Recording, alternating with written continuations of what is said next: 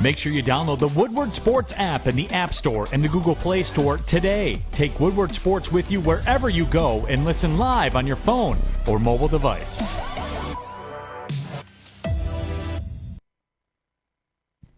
Good morning, everyone, and thanks for joining us on the Morning Woodward Show here on the Woodward Sports Network. Also featured on the Roar on 99.1, 93.5, and 94.7 HD2. Good morning, everyone. Good morning. How are you? She just looks so fresh and chipper and ready to go. She needed the weekend, man. Believe me. Except for my weekend was crazy. Was it? Oh yeah, lots of things. Would you like No, to we share? need to I worked all recreate weekend. Friday's show more often because that was fun.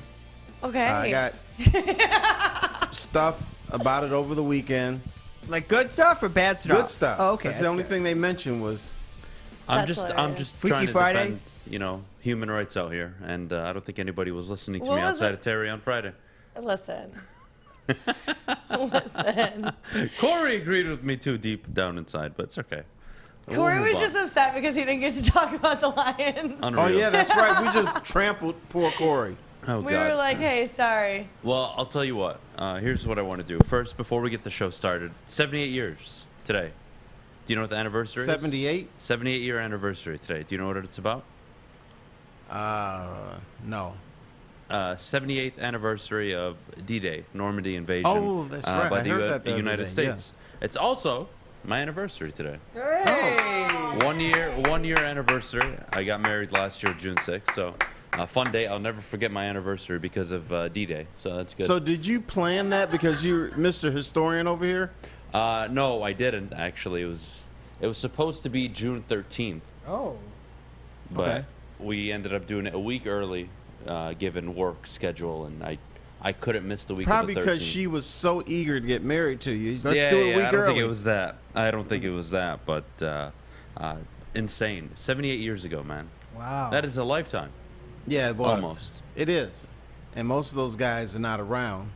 Yeah, And, most of those guys didn't live a life, True. so we could be doing what we're doing. So you got to be appreciative of that. So we can be clowning on the internet. Oh, yeah. Thank you. Unbelievable. Let's get the show started. You have an issue with Javi Baez. I have an issue with the entire Tigers team. They just can't hit a lick. Usually, Terry, to be fair, you play the Yankees, who are the best team in baseball right now. You lose the series, or even you get swept. Most teams, hey, you know what? We got to eat our medicine on this one. They're just a better team. Are you supposed to get shut out twice? Are you supposed to have a perfect game thrown against you through, Right. what, 6, 7? Jeez. They can't hit. And Javi Baez, again, we want to talk about AJ Hinch. He's not doing a good enough job. You look at your GM, Javi Baez. How's he doing? You fat GM. How's that? You're fat, GM. I mean, you said it, not me this time. Because I know it was coming. No, but see, Javi Baez was supposed to be the big splash. And I can't even say the man is in a slump. Because to me, a batting slump is I'm just not hitting the ball. Javi Baez is chasing pitches well out of the strike zone. They sat him down for 2 days. I think Javi Baez needs a rehab in Toledo. They need to send him away. They need to work on him because he mentally is not there. He's already said he can't see the baseball, and that's a big problem. If you can't see something, you can't hit it, and he's already said that. So I was listening to the broadcast, and Dan Dickerson said, well, the Tigers knew this. They knew this is what he does. He chases pitches. Well, why the hell did you sign him then? For an organization that has problems chasing pitches, why would you bring in another guy that chases pitches? It's baffling to me. That is supposedly your 4-hitter. You know how important the 4-hitter is in a major league lineup? That is the guy that you absolutely rely on. And you know who the team's best hitter is all season? Miguel Cabrera. Yes. Who is halfway into retirement right now. Right. That is unbelievable. There's no power in the lineup. There's no hitting for average in the lineup. There's just no hitting. Miggy Cabrera should be batting 6th and contributing now and then, not being probably your most important offensive player. That's That's nuts. And you know your boy's gonna get off the hook. Who? Al Avila. Well, no. You You know know- what? I you know told how he's gonna you get off the hook? this. Look, I like to think I'm a fair person. All right. I like to think that when I say something, I'm willing to acknowledge when I'm right and wrong. Fair. Fair. I think with Al Avila, this weekend has proven, given the work that Chris Fetter and AJ Hinch have done, I think Al Avila is deserving of a 10-year extension. You see Here the we go. team, you see the lineup. I think this is a guy that deserves another 10 years, because 8 wasn't enough to rebuild the team, right? And I think he needs another 10 to get this right. I am confident by 2032, this team should win 85 games. You know what's gonna happen? It's gonna happen around, I don't know, September, maybe August, late August. There's gonna be a press conference, and we're gonna see Al Avila rubbing his face. And, oh, guys, whew, I thought we had him this year, but these injuries just devastated us this year. Imagine, But what the question that need when he does that, the question that needs to be asked is, Al, you're right. The Tigers had a bunch of injuries. They're all pitching. Guys couldn't hit. So explain that. Explain why you deserve another 5 years or another year based on that. he doesn't. Here's the other thing, brother. Is the trade deadline coming up? It is. Are they going to be... You know what? Forget if they're going to be buyers or sellers, Terry. Do you want this jackass being the one making decisions? And I personally don't. So, yeah, come trade deadline, they're going to trade away a few pieces or buy a few pieces. This is the last guy I want going grocery shopping for me. He's proven over 8 years he has no idea how to do it. Yes, he drafted Tarek Skubal, in the 9th round? Yes, he's drafted top 5, 4 or 5 times now? Yes. Congratulations. But now You don't win through the draft in baseball. The recent examples are the Rays and the Astros. Typically what a team does is when they have a down year, they load up in free agency, they nail a few picks in the draft, and I'm not talking the 18-year-old high school pitcher that takes 3, 4, 5 years to come to the big leagues. I'm talking about a bat right out of college, out of high school, doesn't matter. You see them in a year or 2. Correct. Go ask St. Louis what they think of Gorman, their kid that they took, while we took Casey Mize. No, I told you, I always keep telling the Tigers are on the clock with AJ Hinch. They should be on the clock with Al Avila. A normal guy, franchise would. Yeah, this guy needs to be gone in a matter of weeks because he doesn't make good trades. And here's the other thing about the Tigers, who are done with the rebuild, right? Or done with rebuilding. So what do you do this trade deadline? Do you add pieces? Hell no. I think you still act like a team that's rebuilding. Excuse me, what capital do they have to add pieces? They don't. What farm system do you have right now where you can throw it all away to make the wild card push or try and win your division? You tell me. It's non-existent. What, Cody Clements? A few high school pitchers? Wow. Really crushing it out here, boys. It's pathetic. Yeah, they're in trouble. Javi Baez. I mean, look, and you know what's funny is when you signed Baez, you knew, I am willing to deal with all the strikeouts. I'm willing to deal with a subpar batting average, given he gets me 25, 27, 30 home runs. And he's not even on pace to do anything close to that. I think he's on pace for like 17 home runs this year. And he probably won't get that because now people have more game film on him. And there is no reason to throw this man a strike. So I think his home run production is even going to decrease even more. I just want to know, we have these ongoing social media battles, people publicly defending Al Avila. Oh, well, look, the Tigers are only 9 games under 500. What's wrong with Al now? Well, now they're back to 12. And again, I have to ask the question, Terry.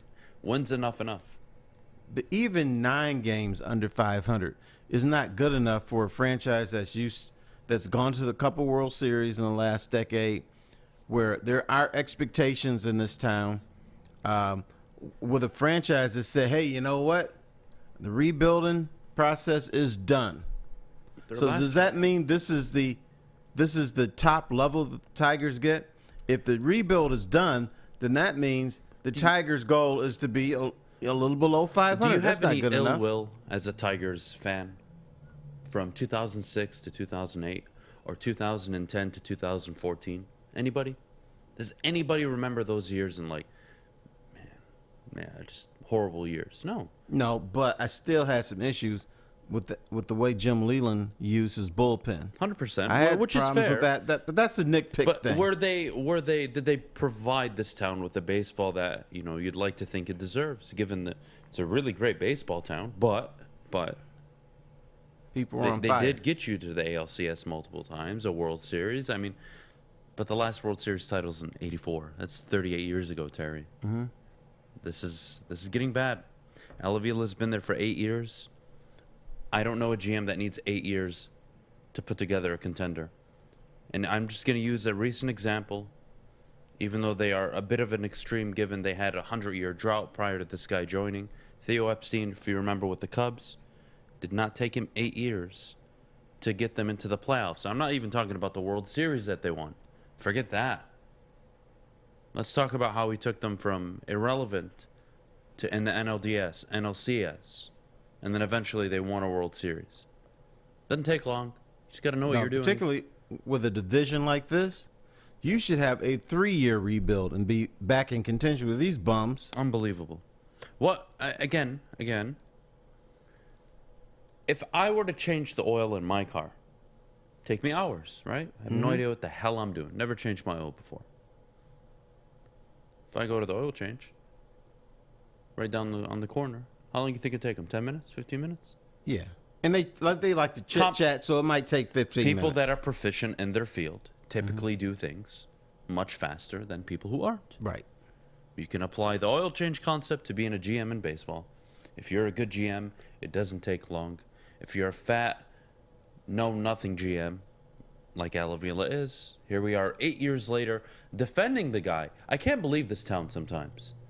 I really can't. It blows my mind. You think, easy, I walk in on a Monday morning, man, it's a consensus. Everybody in town understands this guy is a problem. Nope. The hell is that, Terry? I guess we are we're a city of fat cats. We believe too much. And guess what? My oil change guy, skinny. I'm telling So you. you can even apply that to the oil change guy. I won't comment on mine because it'll break that theory, so we're just going to leave that there. But, look, I do want to wrap up with this. I think he's as bad as Matt Millen. Now, I understand the Lions were beyond pathetic. What was it, a 7-year stretch? 8-year stretch? Not even. It was about 6-7 years, correct, with Matt Millen? It was 8. It was he got an extension after the 5th year and hung around for 2 or 3 more years. He oversaw one of the lowest winning percentages of a GM. He was really bad. It was the lowest of all time. So this is just as bad, in my opinion. This is baseball. This is a team. You took over a team that was in the ALCS. And you know what you did with them? Who had won the division for 4 years. You got to the wild card by the skin of your teeth, but essentially with that core roster you took over. And then everything that you were going to sell, you got nothing for. That alone is a fireable offense. But here we are, still dealing with Al Avila on a Monday morning. I do not disagree with you at Al Avila, but is he getting help from the front office? What do you mean? The front office is different, too. Al Avila is bad. Chris Ilitch is bad, too. Mike Ilitch did not start out as a good owner. He only cared about the wings, and he was afraid he'd lose so much money with the Tigers. But at some point, he said, you know what? I don't like the way things are going. Get me a hitter or get me a pitcher. I don't know their names, but get me one. And he would tell Dave Dombrowski, and they would sit there and strategize. I don't think that's happening. Well, of course, because, again, Chris is allowing Al to run the entire operation. Al isn't just the GM. He's also I believe, the president of the team. And he's running the company for them. So was Dave. But Dave is a smart guy, again. There's a big difference here. But he had an owner that said, dude. He did, to be fair, this is not going especially right. down Let's the stretch. get me something. Yeah, again, when there's no desire from ownership to put out a product that the fan base would enjoy, what do? And they can sit there and say they care, or they say they want to put out a winning product, but Again, actions speak louder than words. Are you going to get rid of Al Bundy? And I don't think they're going to do it. You know who used to say for decades, we want to win. You know who used to say that? He used to pound the table all pissed off. The Detroit Lions. William Clay Ford Sr. would say, I want to win as bad as anybody. But wouldn't do anything about it. So you can talk junk, but if you don't do anything, you're just talking. Right. Unbelievable. Terry, I got a big issue with really the first 2 games of the NBA Finals. I think we're not talking enough about this, especially given the series is tied 1-1.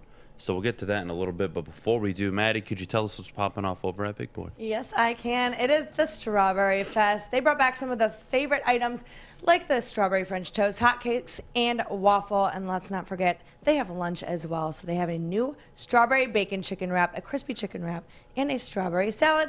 But don't forget, they've got dessert as well. They have a very delicious strawberry pie for just $1.99 when you spend $7.99 or more. So head on over to your local Big Boy. Fellas, let's be honest. We like things to be easy. We like simple stuff, like sports 7 days a week. We like things uncomplicated, like Lady Jane's Haircuts for Men. Open 10 to 8, 7 days a week. Walk in anytime. Sign in, sit down, watch your favorite team play. And before you know it, your hair will be game ready. Open 10 to 8, 7 days a week. Walk in anytime. Lady Jane's Haircuts for Men. It's wicked awesome. We don't like to brag that we are the toughest sports network in Detroit. But we do have a guy named Darren McCarty on our side. Lemieux and McCarty, who've had a good knockdown drag up. There they go, right on the whistle. They were talking to one another. Woodward Sports. Welcome back. Thanks for joining us on the Morning Woodward Show here on the Woodward Sports Network. Man, I missed you this weekend. I know, everybody did. I missed you too. Don't worry. We should have been on the golf course seeing this man blaze a trail of glory across the golf course. I had a great weekend golfing. I worked all weekend. So. I know. I needed to golf. I hadn't golfed basically all season, so it's been rough out here. Anyways. I pulled weeds, if anybody cares. Hell yeah. I bought a whatever you call it. Water cooler? No, a water pressure machine. Yeah, so you can get all the clean my driveway, clean the gutters. Wow. Oh, you bought a power washer. Power washer. That's it. Power washer. That's it. Sorry. Excuse me. You got the right terminology. You tried. Yeah, it's all good. Doesn't I matter. got a water pressure machine. No, I don't know why. I forgot what the hell it was called. I bought it literally Saturday. I don't no idea how I forgot. But anyways, point is, I'm sure you've all watched the NBA Finals. I have. Terry? Yes. I told you before the series I thought Warriors in 5. Boston comes out, steal game 1, right? Everyone's feeling good about Boston. Warriors dominate the game in game 2. For me, the series is over. If you watch 7 of the 8 quarters, the Warriors have played better basketball. They have outplayed the Boston Celtics. It looks easier for Golden State. It looks difficult throughout the game for Boston. You saw last night, we don't talk enough about, we always talk about how physical Boston is, how defensively efficient Boston is. The hell is Golden State doing? They've actually outplayed Boston for 7 of the 8 quarters. The only quarter they didn't outplay them is the 4th quarter of game 1 where they botched a 12-point lead and they lost 40-16. One quarter Boston has been significantly better. The rest, I would argue, Golden State has. And we're talking about a series that's tied 1-1. Boston struggles on the road. I believe Boston at home is 4-5 or 5-4 at home in the playoffs this year. I expect the Warriors to take this up in 5. I think it's done. I really do. Well, they should, but if you're Boston, you're feeling good about yourself.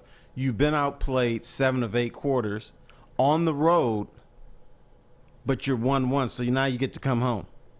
See, that to me is terrifying because it took a 16-point quarter from the Golden State Warriors for you to have a chance. Yes, in both games at halftime, it was relatively close, but in the third quarter, like the Warriors always do, they separate themselves. And they did it in both games. If I'm Boston, I'm terrified because Jason Tatum doesn't look like himself. Although I got to say he did rebound in game 2. Jaylen Brown was irrelevant outside of the first 7-8 minutes in the first quarter, and then he got quiet. Marcus Smart, 2 points, irrelevant. Grant Williams, a few points here and there, nothing special. Al Horford, didn't call his name much. Oh, Derek White, all the guys that it took for them to win game one, which was by the skin of their teeth, basically, had average games or a normal level games. If they play like that the rest of the series, which it looks like they will, this is a team that, in my opinion, doesn't have a chance. Yeah, but the thing with role players, entirely different people at home than they are on the road, and particularly during the playoffs. The two teams that we're going to watch Friday and Sunday or whenever they play will be entirely different than the two teams that you saw play in game 1 and 2. That's just the way it goes. Now, Golden State, yes, could be better. It depends because they've got that championship pedigree, but there is something about, the NBA is a home league. You win at home. You win 70, 80% of the time at home. Guys that can't make a basket on the road, all of a sudden they're like heroes at home. They have that crowd. So I think this is going to go 7. Golden State will win it. But they still have to overcome that bad quarter in game 1. It should be 2-0 when you just look at the two teams, but it's not. So when you give somebody life, they're like, okay, I got shot a few times, but I'm still moving, still doing my thing, and it gives them confidence.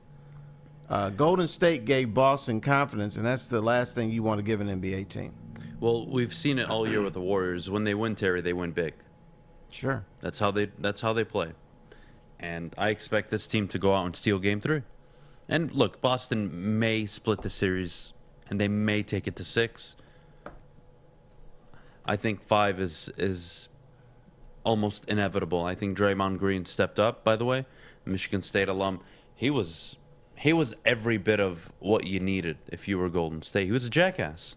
But he's playing on that edge where he's threatened to get kicked out of games. Mm-hmm. I think he's really at that point where Draymond could go either way. Yeah, he could be an emotional thing, but I think he's right at the edge where, he could do like he did a few years ago. When it's time to beat LeBron, he's not there because he forgets what he's doing. I don't think he plays smart. Let me put that back. He plays a smart game, but he's a dumbass during the game. I mean, yes, you're trying to agitate people, but you agitate people without risking getting kicked out yourself. And I think he's lost that focus. I mean, there were multiple points in the game where you're looking like, oh, he's going to get a technical. And the refs, they held the whistle to their credit, but... Yeah, but you know what? He is the one wild card that could absolutely kill Golden State. True, Broham, but in Boston, they'll kick his ass out. They probably didn't want to do it in San Francisco, but they'll do that when he's on the road. So referees are not stupid. Easier for them to get out of the TD Garden than... Sure. Yeah, they'll be heroes, man. They'll carry them out on those little here, Maddie, help me out. What are those things when the king and the queen, they would carry them out? Not a chariot, but the slaves would carry them out on the things. I know what you're talking about, but I can't. Well, they'll carry him out on something special. How about that? If they kick Draymond Green out in Boston. Yeah, I mean... San Francisco, they might. Klay Thompson, again, you're losing to Golden State 7 of 8 quarters with Klay Thompson basically looking like a shell of himself. Jordan Poole just had a good game, too. But the points are inflated because he played a fourth quarter against a bunch of nobodies. And let's be real, that insane ending to the third quarter, that 40-second stretch was amazing to watch. I mean, the guy he now knows what it feels like to be Steph Curry. Right. Steph Curry does that on a nightly basis. I think Klay Thompson, and I think he's lost his confidence. Like Klay, before, when he rises, he knows it's going in.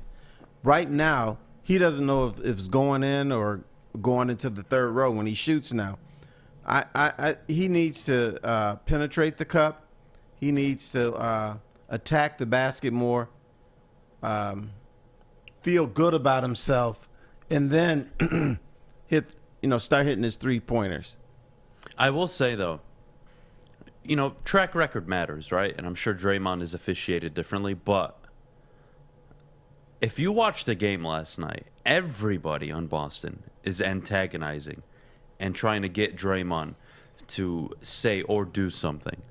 And the refs don't call that either. And I noticed that last night, and I'm just looking like, it's funny that Draymond, granted, again, he does have history. I guess that does matter. But if you're officiating every game as its only game, you would look at and say, oh, look at what Marcus Smart is doing. Look what Grant Williams, Robert Williams are doing.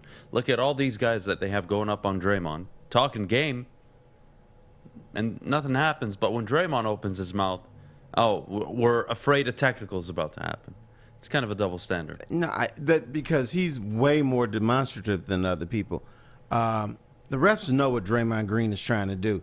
I think the other guys are just talking trash because that's what they do. Draymond is trying to affect the game. He's trying to get people off their game.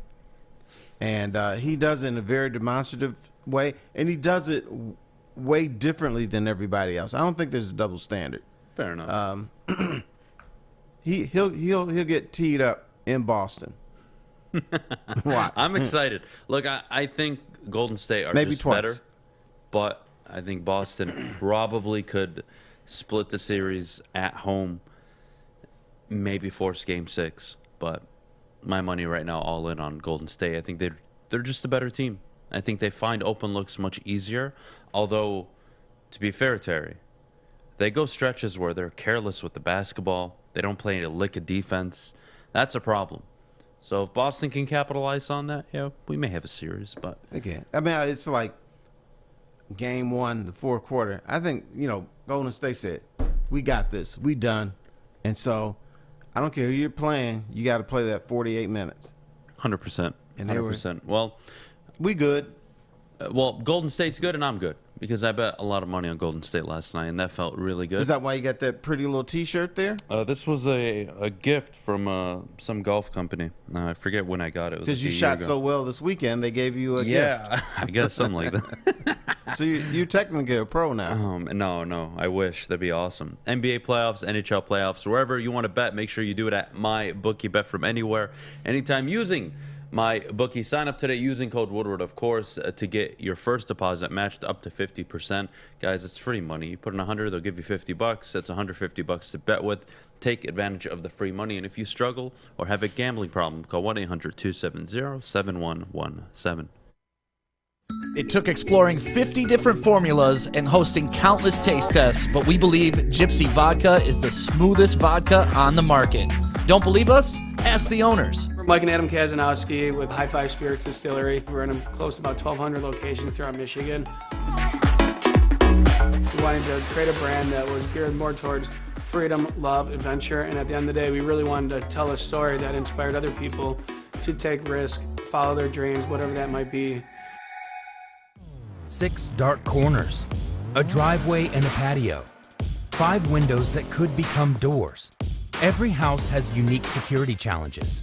Guardian Alarm has more tech, more team, and more ways to help keep them all safe. Get a professionally designed and installed security and smart home system from Guardian Alarm. Sign up today and get a free video device. Guardian Alarm. Smart, right from the start. Call 1-800-STAY-OUT. The only sports network in Detroit that starts with a W. Because we win. Woodward Sports, Detroit's winning sports network. Welcome back. Thanks for joining us on the Morning Woodward Show here on the Woodward Sports Network. It's Monday morning. We're having a great time. Oh, we're having a great time over here. Me and Terry are having a blast. You're just sitting over there moping around. I don't mope. Thank you very much. No, she's not a mope. I've never seen her mope. Exactly.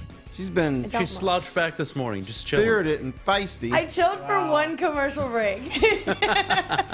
So a total of 30 seconds. All right, we may be a bit dramatic right now, but fine. Fair enough. Again, do I have to revisit the conversation we had where I am the least dramatic person in Do we this have to entire revisit Friday's conversation? Freaky No. Friday. All right, so don't go We do there. not. Moping Madeline. Moping No, Madeline. that's not a thing. We're not going to start that now. Terry, Jeff Okudah returning this year, ideally healthy for the Detroit Lions. Question this morning is, will he be a plus player? Will he be an impact player? Will he be somebody that does make a difference for this football team? Well, I've been thinking about this. Okay. And when you look at Jeff Okudah, yes, he has been a bust. Yes, he's been injured. But we also have to consider this. He was a bust under the Quinn-Tricia or Matt Patricia coaching. There were clowns coaching in there. Now you have to believe that if this coaching staff is so great and we believe in them, that Jeff Okudah should be a better football player. They will find a different role for him. He'll play with a different mindset. He'll play with more spirit and more passion. And I have to believe that at the end of this season, we may not forget that he was the number 3 pick overall, but we will forget that he was a bust, that he's going to show signs, and he will be a plus player this year because of the coaching staff, and he's not under that other regime that guys were willing to quit for, just didn't want to play for. I think that matters for sure. I mean, what did we talk about last year with Aaron Glenn? Right. He did a hell of a job coaching up players. And yeah, I'd expect Jeff Okudah to get not only get that coaching, but be a beneficiary. He didn't get that Aaron Glenn because he was injured early in the season. Yeah, look, I think he'll be a plus player for sure. You can consider him another first-round pick on top of Hutchinson and Jameson Williams if you want. Is he going to be one of the most dynamic corners in the league? Probably not. I don't think that's a fair expectation. I don't think we'll ever live down the number 3 overall pick. That's just something that is attached to him. And if he turns out to be a good corner, great. Still not number 3 overall worthy. No, so we not. just got to forget about that, because if we continue to talk about how he was the number 3 overall pick, I don't believe we're doing ourselves any justice. Number 1, 2, we're just talking in circles. You know who he becomes? The defensive Eric Ebron. That we will nitpick everything he does wrong, and then if he does something well, won't acknowledge it. So yeah, I don't want it to get to that point, even though I'm very frustrated about the draft pick. That's not his problem either. So he's coming off of injury. He looks good. He looks better than before, for sure. He looks a lot faster. Physically, he's in good shape. Coming off an Achilles injury is tricky, for sure. But yeah, he has to be, Terry. It's not that can he be. He has to be. He has to be an impact player this year. 3 years, by the end of the year, if he hasn't produced anything, 1, you're not picking up the 5th-year option. And 2, you're going to have to address the corner position. And if this guy can be a decent number 1 in the NFL in terms of corner, or just a damn good number 2, fine. Live with it. There's nothing you can do. You can't go back and take him at number 15, number 30. Hell, if you did a redraft right now, he'd probably go mid-20s. And I'm being generous on that one. So, because I don't know a team that would want to see their corner taken in the first round, not play for the first 2 years. But beyond the point. But let's throw in the Aiden Hutchinson factor too. And the philosophy under Matt Patricia, and I don't know how he got away with this, he did not want to attack the quarterback. No, we'll play sound defense, and we don't. Now you've got to. I think when everything shakes out, that the Lions are finally going to say, we're attacking Aaron Rodgers, we're attacking Kirk Cousins, we're attacking Justin Fields. So if that's the case, your corners automatically will look better because they don't have to cover some guy for 5, 6, or 7 seconds. It's 3 seconds and we done. That's going to make you look better. 100%. I mean, that's what we were arguing before the draft. How important is a pass rush? When you get pressure on it's so funny. Joe Burrow did an interview, I want to say last week, 2 weeks ago. And he talked about why quarterback sacks are like one of the most overrated stats. Because he said, like, sometimes I'll get sacked and it's because of a bad route or a miscommunication, or it could be just they got pressure on me. Fine, but he said the true value of a defensive line is getting pressure on me as a quarterback. They sack me, but getting a pressure is just as impactful as a sack, in his opinion. I thought that was really interesting, and I thought about it a lot, and I said, well, what does he mean? Well, are you affecting my arm angle on a throw? Are you affecting the timing on the route? Do I need that extra split second for my receiver to cut back from his route? There's so many factors. And if you can at least just be top half of the league in pressures, that alone is going to make your secondary so much better. And that's the expectation now. They went all in last year, two interior defensive linemen, right? And then this year, two defensive edges, and I think that is a big deal. This is a team that understands they need to win at the line of scrimmage. They know that's how they're built, especially on the offense. The offense goes through that offensive line. Ideally, the defensive line this year is the best unit on the field for the Detroit Lions. And again, if my pass rushers are giving the quarterback a 3.5 second clock, I can guard this guy for 3 seconds. I can stay close to him for 3 seconds. Everybody gets beat in the NFL. Right. So it's an offensive game. I hear Joe Burrow, when you listen to announcers, when they criticize a quarterback, a lot of times say, well, he threw off his back foot. Quarterback only throws off his back foot if somebody's in his face and he's got to throw the ball up here rather than fire the ball.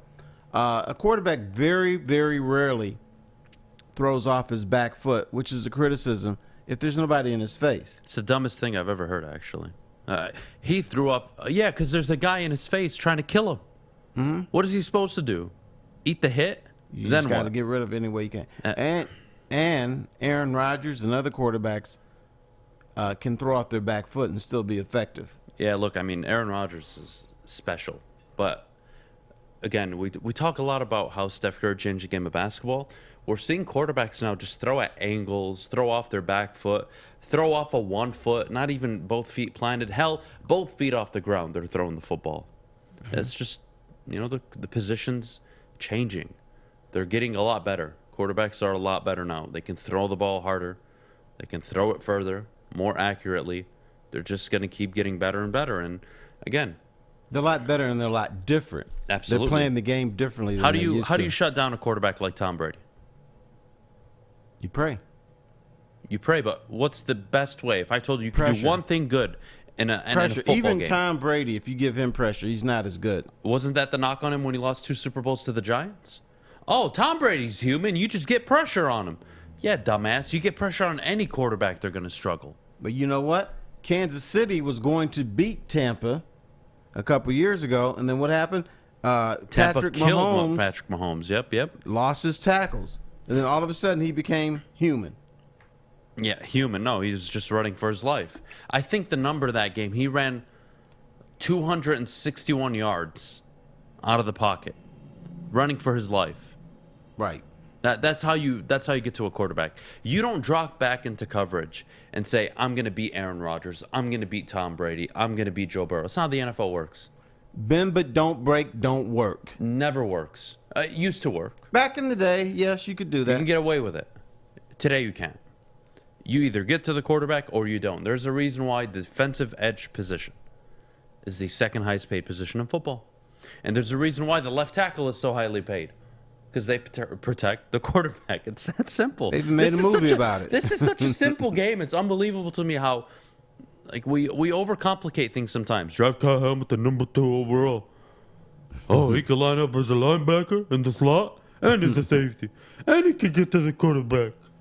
These people. Never got a sack at Notre Dame, by the way. Isn't that funny? Those are your people. But, my people. Oh, yeah. Well, point is, mocking aside. They are your people. Yeah, I guess. I don't know if they're... Mocking and jokes aside. What do we always say about young quarterbacks in the NFL? What do they need to flourish? They need to be protected, right? You want to have a solid run game? Oh, they need weapons, right? You need weapons to throw to. Right. Well, how do you get after and how do you make him better?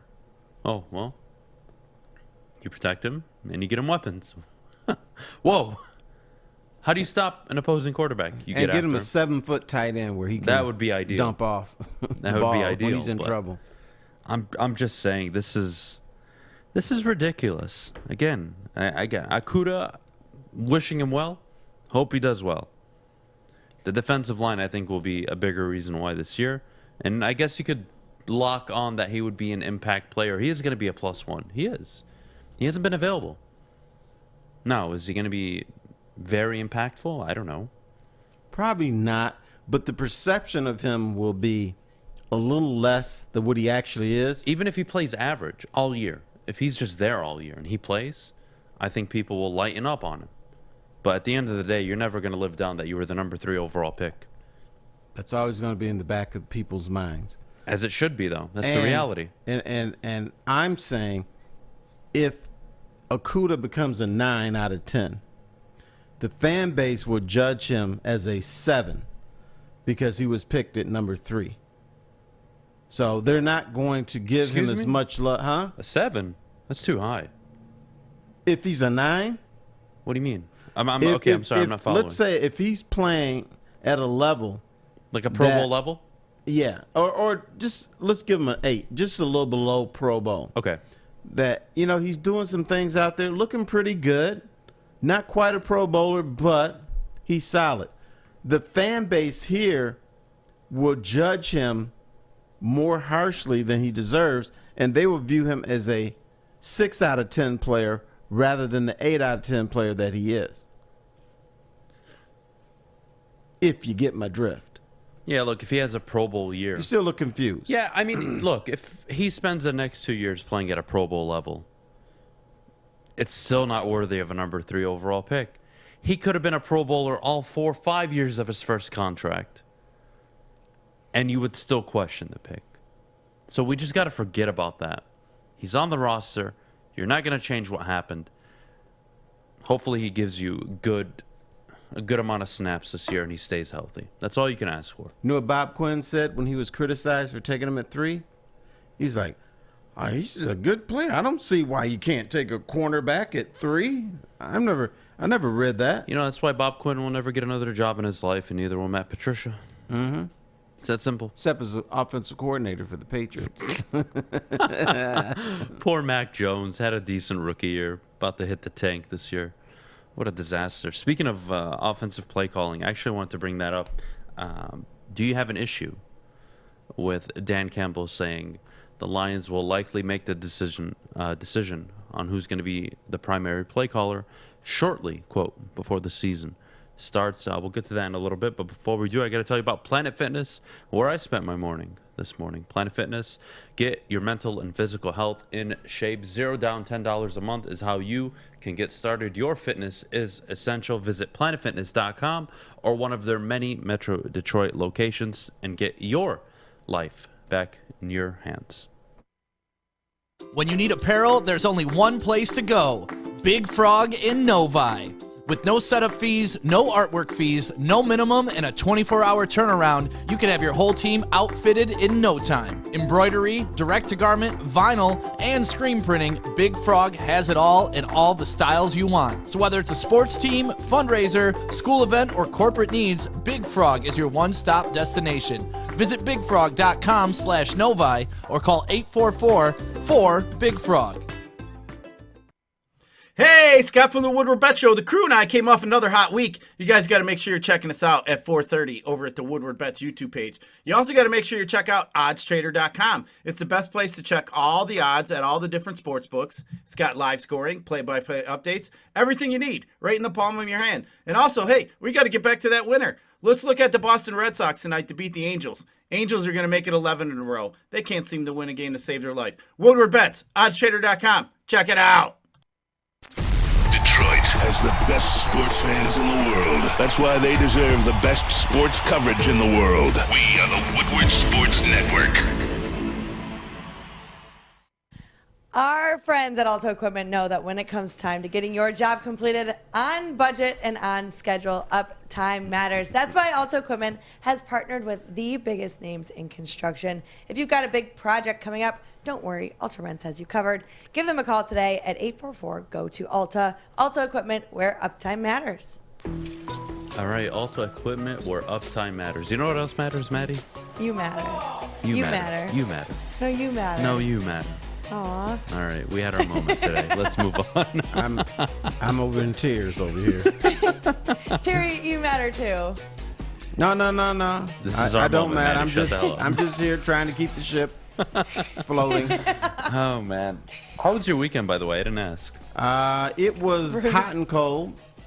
I was able to escape and do some things I wanted, but Good. mostly I had to pull weeds. All right. Somebody's got to do it. I know. Well, I got to buy flowers soon, but there was nowhere to put them because the flower bed was choked with weeds. Yeah, I don't know why, whether it was the rain or sewage backup when Michigan was flooding, but there's an exceptional amount of weeds this year. I did not have this problem last year.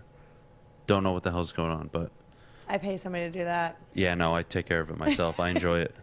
I don't know if you enjoy it, Terry, but I actually like doing my yard work. I do not, and you know what? I got all the dirt out of my fingernails finally. There you go. So that's good. Hell yeah. Well, look, Terry, a lot of people have an issue with something I think is a non-issue, which is Dan Campbell saying, we're not going to name the primary play caller up until, quote, shortly before the season, whether that's preseason, whether that's right before the preseason starts, or right the week before the regular season. I don't think it matters. I know Braylon made a big deal of, man, it was really important for us to know who was calling the plays. No, your job is to run your route. Quarterback's job is to do his job. Offensive line have their job. You guys don't need to worry about who's calling the plays. What you guys need to worry about is, do you understand the playbook? Do you understand the verbiage? Are you running the routes correctly? Are you executing the plays correctly? And I think in the building, I think they all know who's the primary play caller already. Just because they haven't publicly announced it means nothing. I think this is a non-story, in my opinion. I have no problem with them holding out till the day before the first regular season game against Philly. I have no problem. They could hold out until the day before Philly, or they can announce it the day, and I don't give a damn. And I don't, if let me say to our friend Braylon, if you need to know who's calling plays to be effective, then y'all are weaker than I thought you were. I mean, the play comes in, you run it. Who the hell cares who it's coming from? Now, there could be a different philosophy. I get that. But the bottom line is a play is called, whether it's by Dan Campbell or Jesus, Oopsie the Clown. Who the hell cares? Just run the damn thing effectively. What difference does it make? It doesn't make a difference to me. Again, I believe Dan Campbell has his hands all over this offense right now. I think you saw it down the stretch last year. Him and Ben Johnson clicked. The offense turned it around after Anthony Lynn was benched, essentially, if that's what you want to call it. Right, and even if Dan Campbell is not calling plays, there's going to be a time where maybe it's 3rd and 4, and Dan Campbell will say, give me your best running play or give me your best passing play. And he'll make the decision. Right, and then you make the decision. But I'm telling you what area to concentrate or focus on. I think Dan is doing the right thing. One, Ben Johnson, I believe, will be calling the plays as he should, but I think a lot of it's going to be a two-way street in terms of communication. Dan Campbell's going to have the headset on, Terry. He's going to hear the plays that are being called, and if he doesn't like something, he's going to be vocal about it. It's that simple. Again, this is a big non-issue for me. We need to know early so we can prepare. Shut the hell up. No, you don't. No, you don't. I don't want to know. All right. Even though I feel like I already know. Let me explain to something that's going on here so you can move on with your life. I appreciate it. Football players and football coaches want us to believe what they do is brain surgery. That is so complicated. It's so intricate. They don't want you to believe that you can figure this stuff out. So that's why they say stuff, well, no, we gotta find out as quickly as possible. No, they don't. That's crap. And Braylon, you're full of crap. Hey. Call them all out. I like that. I don't give a damn. Good. I don't give a damn either. Call them out. Look, I will say, top of the hour, we got the Detroit Lions Blitz. Terry, you're going to ask me 5 questions. I have no idea what the hell they are. No, and that's planned. And it's got to be spontaneous. I'm curious. And you got to be quick. I don't want filibusters from you. I'm very curious. Adam doesn't like surprises. I don't like surprises, At by the all. way. No, Tough. he does not. 9:16. We got a great topic that I think me and you will disagree on, actually. The Armando Galarraga perfect game, or imperfect game, excuse me. Should it be overturned by the MLB? And then, of course, after that, we're going to have some fun. Are we? We're going to have some fun. Special surprise for you, Fish. Are we not having fun right now? Yeah, I was gonna And say we we are. should be having fun now. We're always having a blast. Yeah, but we're not slapstick. Yeah. Not yet. We haven't gotten to Friend Zone yet. Friend Zone Friday. We're not getting back to friend zone. I'm just saying. Terry, By the way, I told him, I said we should have a whole segment dedicated to my thoughts every day. We I should. like that. We All should. right. I think you should be a bigger part of the show. What are you thinking about right now? Whoa. What am I thinking about right now? I'm If going there's on a little date bubble later. box over your head, Oh. what would it say?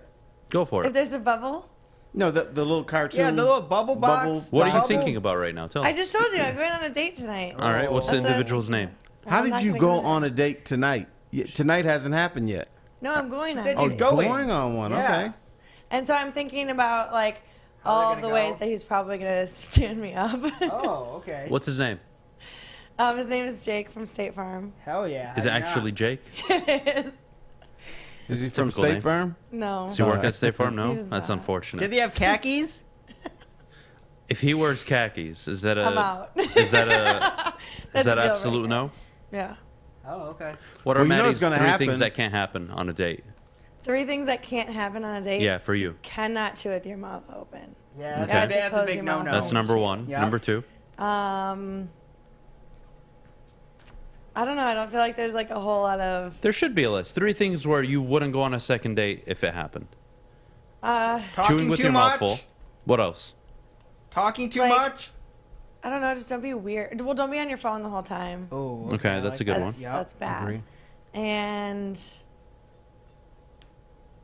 don't be like overly A dummy. Just like overly talkative. That's me. Like you don't need to fill does that all mean? of the air with words. So like let you talk or just don't talk so much? Well, both. But Both. like I went on a date like a month ago, and this guy was just like super like close to me and just like talking the whole time, and then like I'm like eating my food and he's like slapping me on the back like yeah. I'll have like it's not good. The hell? Well, you what think kind of you people were do you probably one of the match with? guys, so he slapped you on the back. Yeah. He What thought kind of- wrong, All right. Terry. He thought wrong. I told I'll- you I'll I'm give sitting you here 3. waiting on this guy to just blow me off anyways. So Why? Is there a reason why? There's got to be a reason. well, I don't know. I just like When I was dating, I had 3 turnoffs. Oh. Bad breath. Okay. And of course, you know, you go, how are you doing, Yep. honey? You know, I couldn't stand that. Milk mouth. Oh, yeah. The hell's that? Milk mouth is when you open your mouth and you see that white saliva. Yeah, the saliva Yeah. bubbles come out. It's coming out, and it's like a thing of spaghetti. Every time you talk, it kind of comes like this. I Yeah. couldn't stand that. And also, excessive dandruff. Oh, If you okay. just kind of look at her hair, and it's like, oh man, look at that. It's like coming Yeah, out hygiene. at you. Hygiene was the Yeah. biggest one Yeah, for me. hygiene's Always. a- Yeah, take a Definitely. shower before you date. On a date, So- hygiene, the way they eat matters, in my opinion. oh so much. Like it's It's so gross. it is a thing. I agree with you. Like you could take one bite of your food and I already know if I want to go on a next date. I mean, I've walked out on a date before. Oh, tell us that I story, did. Adam. All right. So I was invited out for a double date. Oh. I didn't know this individual. My friend was trying to hook up with this individual, you know, so he was taking her out on a date. Figured, you know what, her friend's in town. Why doesn't Adam step up and be my wingman? All right, here we go. Sounds like a plan. So I agree to go out on the date. How do you not? This girl that he was interested in is pretty attractive, good-looking girl, takes care of herself. Okay. And then I was left with a bore. Aye. And I'm not joking. The literal bore. definition of a bore. And I'm just sitting there like, this is not happening to me right now. Hygiene off. Okay. The way she eats was disturbing. Okay. And I literally got up in the middle of the restaurant. And walked away? And I like kind of made a scene. I'm like, I'm done. I'm not doing this shit. I said, have a good night. And I left. And that was a fun night. Let's just put it that way. He came home. He's like, "What the hell happened?" I said, "What the hell was that?" He said, "Don't you ever invite me out with like that?" He's like, "I didn't know she looked like that." I said, "Well, now you know." So that was the whole thing. That was out when I was in San Francisco. I walked out on a date when I was dating. This woman had never been to downtown Birmingham. Oh. And she was like, Disgrace. "Ooh, this Birmingham is really nice." I'm like, "Okay, yeah." So this girl got so relaxed and so happy. We're walking down. She took her shoes off and started swinging them. I'm like, "Okay, I'm out." She's a weirdo. She probably sleeps under a rock or something. She was probably from Flat Rock or Bug Tussle, Mississippi. For or all something of like you that. superheroes in the chat, if I could show you a picture, none of you would jump on that grenade. You would rather die than deal with what I had to deal with that night. I am telling you the literal definition of a boar. And not just, a maintained one. I'm talking a wild boar. She had big teeth hanging out like this. Like, Jesus Christ, man. Oh, speaking of teeth, another rejection. Bad teeth are a big one. No, for somebody set me up with this girl, and she was missing like 5 teeth, here. Okay, that's not a good friend. Right. You should have left your friend. So, my friend tried to set me up with somebody that was missing their teeth. Chickens. Yeah, They probably play hockey. Well, if they play Maybe hockey, she that's did a play different story. hockey. Because I had a boyfriend that was missing a tooth once. But she was so happy she was so upset that I didn't call her for a second date. She said, "Oh, I thought you were going to like me. I was going to be your little chocolate chip." I'm like, "Nah, boy. If you had 5 more teeth, maybe you had a shot." But, and I don't want to go out. I got to take you out for soup every time we go out. That's not happening. That's all Dave she Schultz, he says, "Did she fart like Pumbaa?" No, but she looked like it. Fish, what does your ideal date look like? Tell the people. Choose whatever the girl wants. Fish is not the best person to ask. Chuck says, "Nobody said you had to take her to bed. You just need to keep her busy while your boy got his." No. See, that's what you guys need to understand. My job as a wingman, yes, is to, make sure my friend hits a home run. But when they set you up with a disaster like that, they don't deserve anything. Wingmaning but that was a different situation because you guys were going on like a double date. Yeah, that's Yeah, different. well, that's my not happiness wingmaning. matters too. Because Actually, it wingmaning is doesn't. more like at a bar, you're It trying does, to get the trust me. guy a first date. You know what I'm saying? Yeah, no. I mean, that was a disaster. That was a disaster. Yeah, that's. I mean, I've left dates early too, where I just pay the bill and I just leave. I don't even finish. Wow. And you never hear. Yep. I just Do you walk ever up. Irish goodbye? What is that? Like when you just say you're going to the bathroom. And No. you leave? I'm very Is that what it direct is, and an Irish blunt. I said, goodbye? "I'm not enjoying my time. I'm leaving. Thanks." I don't like you. But you're gonna make a scene about it, right? Yeah, I'm super direct. How do you not know this by now? No, I'm aware. Yeah. Oh, yeah, I'm an everyone's But I asshole. love hearing about it. Yeah. One time, I had too much to drink at a sushi place. Oh boy. Oh God. Oh boy. Hockey pucks going So, across. It was my first date with this girl. I forget what she even looked like, to be honest with you. And I was a little drunk, and drunk people are either very angry drunks or they're typically very honest. And you know me, I'm very honest.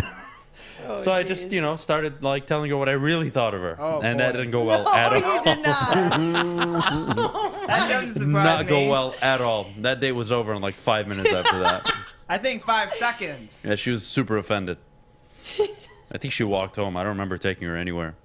I think she walked home. I think that's how upset You she was probably were with me. drunk, so you probably did take her home. You No just don't Uber? remember. No, I don't remember. Damn. It's San Francisco. tight. You can walk everywhere, anyways. That is true. Adam wakes up angry. Yeah, that's the key. I remember many years ago, I picked up this girl, Okay. and she was beautiful.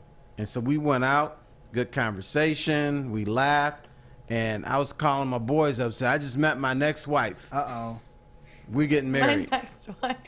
Next love wife. that. She was perfect. She dated Next time somebody we else? went out, she didn't talk. She didn't say anything the whole evening. Then I found out she was extremely shy. Everything she had to say, she said on the first date, and after that it was like. So I, as a joke, got a mirror and put it in front of her mouth, to see if she was breathing. She actually thought that was funny, but I'm like, if you're not talking, I mean, at some point we got to talk. Yeah. And she just never talked. And then she told me she's extremely shy. I said, girl, you can't say anything? Yeah, should have said that on the first date. No, but she was trying to hide it. Yeah, trying to, say, hey, I'm a normal American. I can talk and have a conversation. But she couldn't do it after the first date. So I'm like, I don't blame you, man. But you know what? I'm a real nice guy. Are you? I was gonna break up with her. Oh. But she lost her job that day. Oh. So I you couldn't didn't break pull up. out Detroit Lions? I would broke up with her anyways. She wasn't Jeff. I am my an awful problem. human being. Someone's parent passed away. Excuse me, and we had only been dating like a month and a half, 2 months. Oh, you broke up with her? And like she dropped a bombshell on me like in the morning, and that was like the morning. I was like, just whatever, I'm done. Oh boy. Do it the So next day. her parents So died. I told her I am so sorry. And she broke up with you. No. No, Her he parents broke up passed, with and her. I broke up with her. I didn't wait. Oh, see, I couldn't do that. I'd I have know. to wait. I was a couple 19. weeks. I don't know. I don't know what I was thinking. It was mean. You now wake that I up think Well, it's about it. almost worse of you to like hang around. Yeah. Like then I pity her. It's not nice either. It's like, hey, I'm here for you, but like, I don't really want to be here for you. I hung around Yeah, with no, her I'm for not- like I don't 3 fake more things. weeks because she lost her job. 3 more Wow. weeks? 3 days I could see. Did you at 3 least score? weeks? Yes. There you go. Oh, okay. We gotta go to break. When we get back, Detroit Lions Blitz. Terry's gonna ask me 5 questions. This should be fun. But before we do, I gotta tell you about the Mulligan, which is the official drink of the summer. The Mulligan's made with gypsy vodka, iced tea, and lemonade. When you're out on the golf course hanging out in the backyard, the Mulligan is calling your name. Ask for the Mulligan at your local golf course or at a Total Wine near you. Please drink responsibly. Life is full of hard choices. We're here to make one of life's biggest decisions as simple as possible. My name is Christina Gennari, and for over 20 years, I've helped hundreds of families buy and sell homes. We cover all of Metro Detroit and more, from large luxury homes to starter homes. We will work hard to make sure that you get the home of your dreams. So if you're in the market today or even thinking about buying or selling in the future, make the obvious choice. Christina Gennari, the obvious choice in real estate. Visit us at soldchristina.com today. Strawberry Fest is back at Big Boy. We brought back some of the classic breakfast items like the strawberry French toast, hot cakes, and waffle. If you're not feeling breakfast, try our new strawberry bacon chicken wrap. Crispy chicken wrap, nacho wrap, or strawberry salad. The perfect recipe for springtime. And don't forget to grab dessert, including our berry delicious strawberry pie for only $1.99 with the purchase of $7.99 or more at participating Big Boy locations. Woodward Avenue, the first paved road in America. Woodward Sports, the first sports network born in Detroit and made for Detroit. Well, there's not a lot of sunshine on the radar for this week, but I know where you can get your tan on, and that's at Chili Peppers Tanning. That's where you find the cleanest salons in the D with spotless sanitized rooms and trained certified tanning professionals.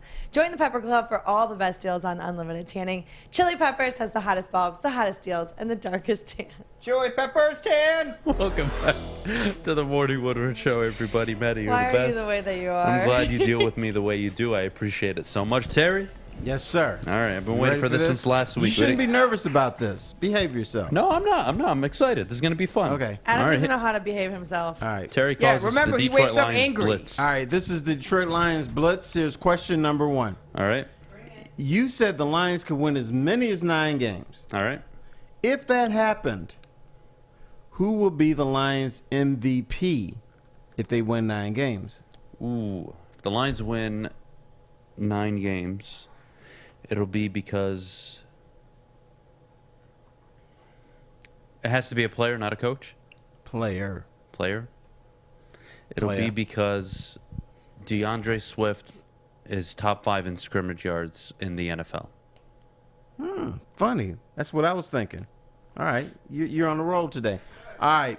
The Detroit Lions obviously play at Ford Field, which is a dome stadium. Yep. Adam, you get to pick the next stadium the Lions play in. Will it be a dome stadium or will it be outdoors so the elements play a huge factor? Which would it be? It would be a dome stadium. But the ceiling, the rooftop, will be one of the retractable ones. Well, that's extra money. Yeah, that's a lot of It's extra worth money. it. Okay. Definitely worth it. All right. I think the fan experience is amazing, but we have to remember we live in Michigan. And you don't want to go to a game in September, and it's at home, and it's pouring rain, and it's 14 degrees outside. Nobody wants it. Yeah, you can man up as a fan, but no, I'm a fan of dome stadiums. All right, beautiful. We're hearing a lot of chatter out of the Lions training camp that the coaches are working to make this the best season ever for Jared Goff. Is that possible? Yes. How? When you have good coaching, anything's possible. That's number one. And with a guy that hasn't been himself since 2018, do I think the best he's been, which would have to be 4,700 yards, 35, 38 touchdowns, less than 11 interceptions, that's going to be tough. But, yeah, I think if you give Sean Payton, Kyle Shanahan, Andy Reid, you give them a guy like Jared Goff with a talented offensive line, a young, talented wide receiving core, a dynamic backfield with DeAndre Swift. Yeah, they could do some good things. Did I forget TJ Hawkinson? They could do special things. They were one of the fewest. They were one of the lowest teams in terms of play action passes called. I think this year they'll be towards one of the highest, and I think that's just going to open up Jared Goff's game. Do I expect it to happen? No, but I would believe it's possible. Yes, given if you have the right coaching, it can be done. Okay. Dan Campbell surprises us all at the end of the season. He leaves the Detroit Lions. So the Lions need a head coach. You must replace him on staff. Who you picking? Ben Johnson. No brainer. Not even a question. That was quick. Yeah, no brainer. Not even a question. The league is heading in a direction where all the young offensive-minded guys, whether they're offensive assistants, typically offensive coordinators, are getting these jobs. Not the defensive coordinators, not the defensive gurus. As much as I'm sure people love Robert Saleh and his story, he's got to figure out the offense in New York. As much as people like, the individual out in Buffalo, he's a defensive coach, but they're offensively driven. Josh Allen. Offense is winning in the NFL. The Rams won. Yes, they have a talented defense, but because they're an offensively driven team as well. You look at the 4 teams that were in the championship games last year. The Niners, known for the offense. Rams, known for the offense. You go to the AFC side. You had Patrick Mahomes, offense. You had Joe Burrow, offense in the Bengals. It's an offensive league, so go with young, innovative, offensive-minded guy. I'm not interested in defensive coordinators. I'm not interested in a experienced head coach like a Doug Peterson. Give me the young guy that has 0 experience, and we'll figure it out. All right. The new booking agency, BetTerry.com, has put the over/under on sacks for Aiden Hutchinson at 8.5. Ooh. You betting the over or the under? Betting the under. I think we'll finish with 8. 9 would be nice. 10 would be fantastic. It is a 17-game schedule, though, but damn, that's a tough one. Yes, that's a good number, Terry. I make it difficult for you.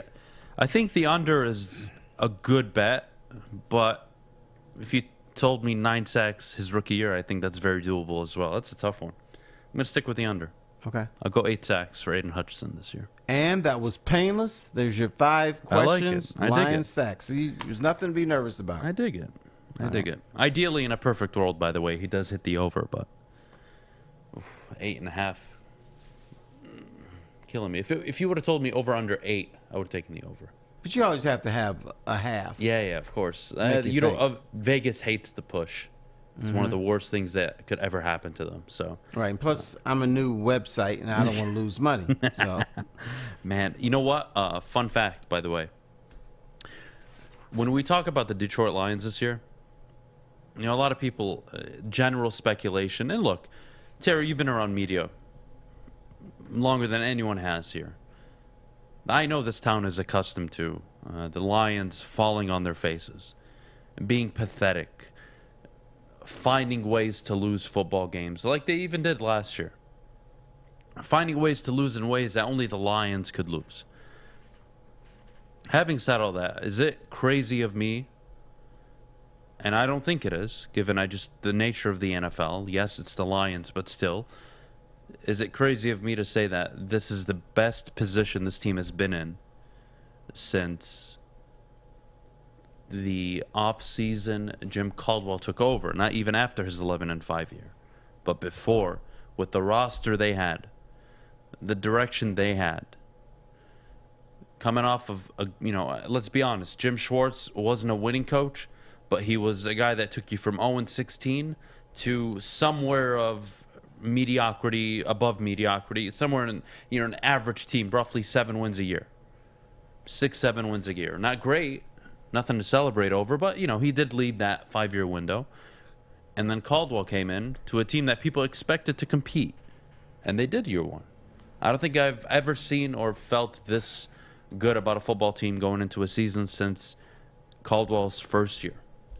I'll go further than that. I didn't think that Lions team was good. Really? I thought they were overachieving a little bit because they believed so much in Jim Caldwell. I think this is the best feeling that I've had about a Lions team since they went to the NFC Championship game in '91. I thought there was a chance that they could win playoff games. I thought there was a chance that they could do something. When Caldwell was here, I still think there was that mentality that something bad's going to happen. We don't know what, but something bad is going to happen. And I forget what year it was, but this is the Detroit Lions. They started 7-1, and they beat Denver 44-6 or something. And Mike Fury, who was a safety turned wide receiver, turns around before he leaves the locker room and says, "Media, you can kiss our ass." As soon as he said that, I said, y'all are done. Because anytime the Lions feel good about themselves, they screw it up. So I haven't felt this good about this team since '91. And forget even the 91. on-field product. I think it's fair to say this is the best front office they've had. And again, yeah, I know how bad it's been, but one, that's saying something. But two, let's be real. When's the last time this team had draft capital? When's the last time this team drafted players that actually molded positions of value, right? This is a team that typically took a running back in the first round when they weren't supposed to. This is a team we trade up for it. Traded up, yep. Javid Best, right? Right. Eric Ebron. Again, even TJ Hawkinson, as much as we all like him and think the world of him, and he has top 5, top 3 potential. A tight end at 8 that isn't producing like Mark Andrews or Travis Kelce is a bust. Sorry. Well, Adam, he doesn't decide when he gets picked, and who would you have taken after him? It's not the point. Evaluate the pick where he was. Jeff Okudah will never live up to number 3 overall pick standards. That's a problem. He was set up to fail, even if he's a Pro Bowler this year. We will say, damn good season, very good. When the story is told years from now, damn, he's a number 3 overall pick. Okay, 1 Pro Bowl, 2 Pro Bowls, yeah, okay. But that doesn't mean he can't be a good player in the NFL. But you'll never live up to that. I think the mentality of the front office was, if we don't get it in the first round, we don't get it. Brad Holmes right now, when he evaluates a draft, he's taking it 1 pick at a time. I'm going to get a quality player in the first round, second round, third round, fourth round, fifth round. No, we'll see. But the Lions, one of the reasons, there's many reasons that they're so messed up now, is they were striking out on their second round picks. None of those guys panned out, or very few of them panned out. So if you're not getting your second round pick right, and you're drafting the wrong position for a first rounder, you're going to be in trouble. But Holmes is, I mean, he knows he's got time. He's not under the clock. He doesn't have 2 or 3 years to do this. So I think that's why he was able to pick Penei Sewell. That's why he was able to pick, he would have picked Aiden Hutchinson anyway, but that's why he feels more comfortable with that pick, because he can build inside out, which is the way you're supposed to do it in every sport. So he doesn't feel the pressure, and I'm not saying these other guys were great, but I think other people who were evaluating for the Lions felt pressure. Okay, I got to get this done in 2 years, and they screwed up the picks because of that. They didn't do it the right way. You have to always do it the right way. You have to be bold. You have to be, let's just call it what it is, competent. And none of those guys were. Martin Mayhew has a 37% win percentage as the Lions GM. To put that into context, Matt Millen, I believe, is 25%. That's why Matt Millen thought Martin Mayhew was a stud. That's a whole different problem. We got to go to break. When we get back, Terry, should the Major League Baseball overturn the imperfect game? I think you're going to like my answer. I can't wait for it. I like all your answers. Before we go, Maddie, except the ones I disagree with. Maddie, before we go, could you tell everybody at home about the good work our good friends over at the Sports Marketing Agency are doing? Yes, I can. Our friends at SMA help spread awareness about mental health and substance abuse. Their new podcast, This is the F Word, helps spread awareness of fentanyl and other addictions. Go to thesportsma.com if you are struggling or know someone who is, and let them know that Woodward Sports sent you. Hi, my diamonds. It's Crystal with an X. You want to get hot and perfect like me? Here's my super easy routine. Drink at least a gallon of water before you wake up. Attach a weight to everything in your house. Hello? Sell your car and just sprint everywhere. Scream when you exhale. Don't follow Crystal with an X. Do your own thing at Planet Fitness with tons of equipment and free fitness training in our clean and spacious clubs.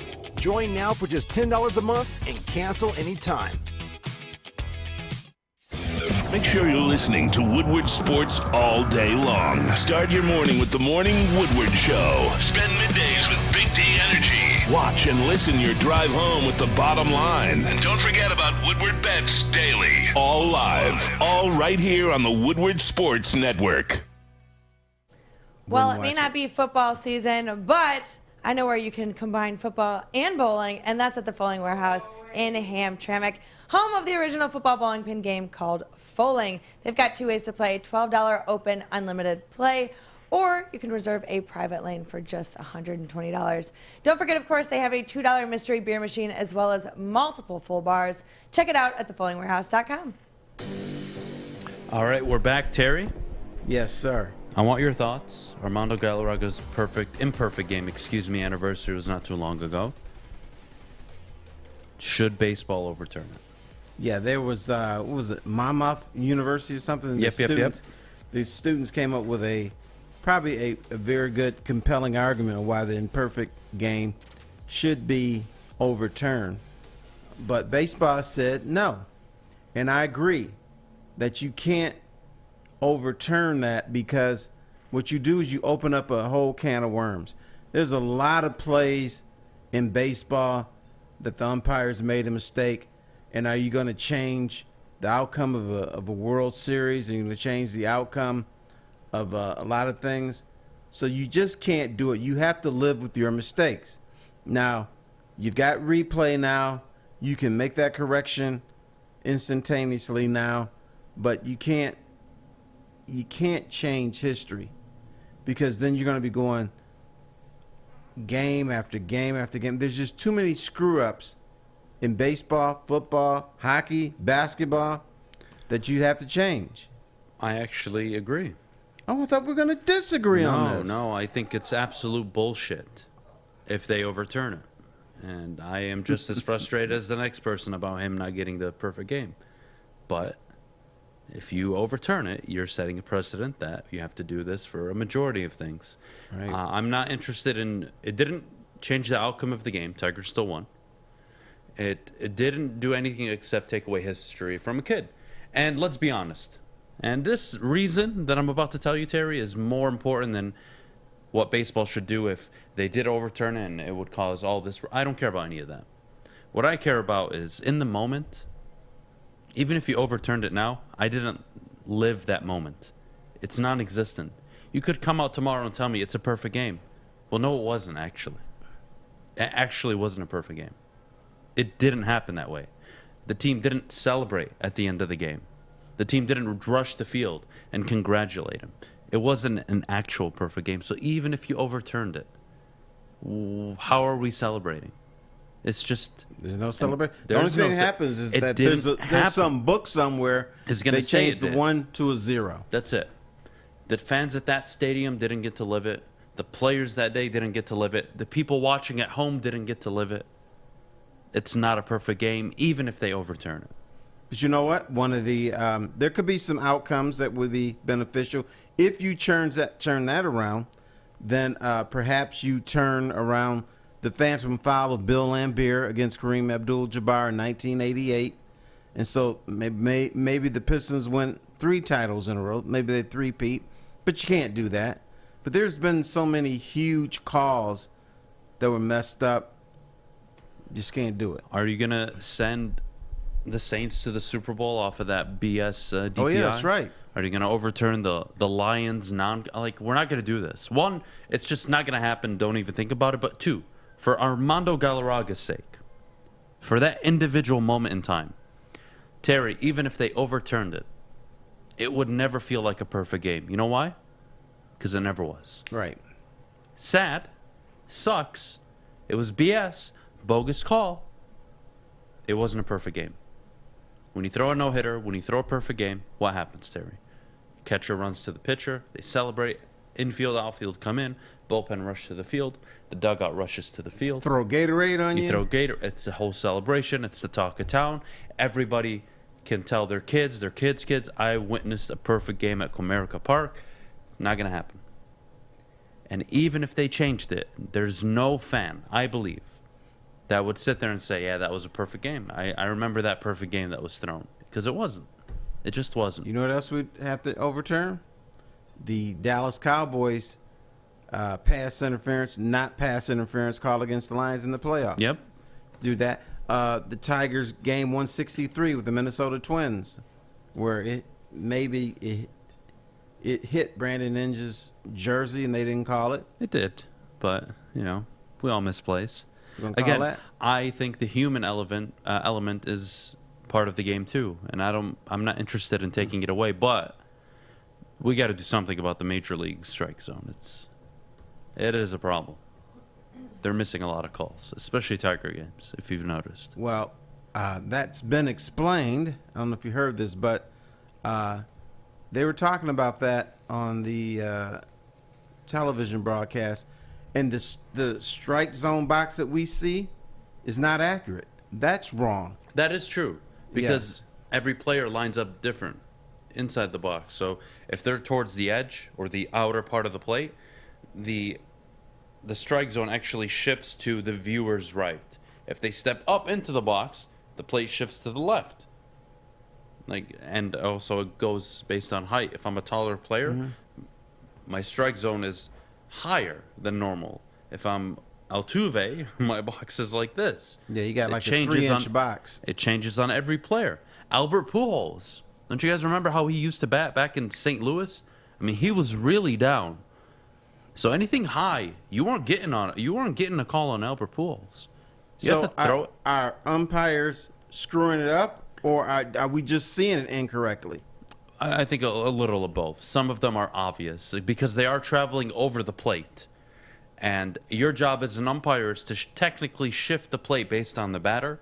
And these aren't far off. If they were out of the plate, barely touching the zone, I'm not sitting here. But when you have a ball that's thrown above the knees and relatively close to the plate, we have a problem. That is a strike every single day of the week. Anything above the knees, relatively within the imaginary strike zone, that's a strike. So I think they're making mistakes this year, but it's probably being over-exaggerated given the plate does change every single time a new batter walks up. Maybe Javi Baez thinks that the strike zone is 9 inches off the plate. Well, that's a whole different problem. Maybe he got the memo. What is he, like what was it? Yesterday, the Tigers team was 1 of 25. Outside of Miggy, Baez, and one more individual. Daz Cameron. 1 for 25. That was your lineup yesterday. Outside of those three. It's ridiculous. Team can't hit the ball, Terry. Losing my patience. Sorry.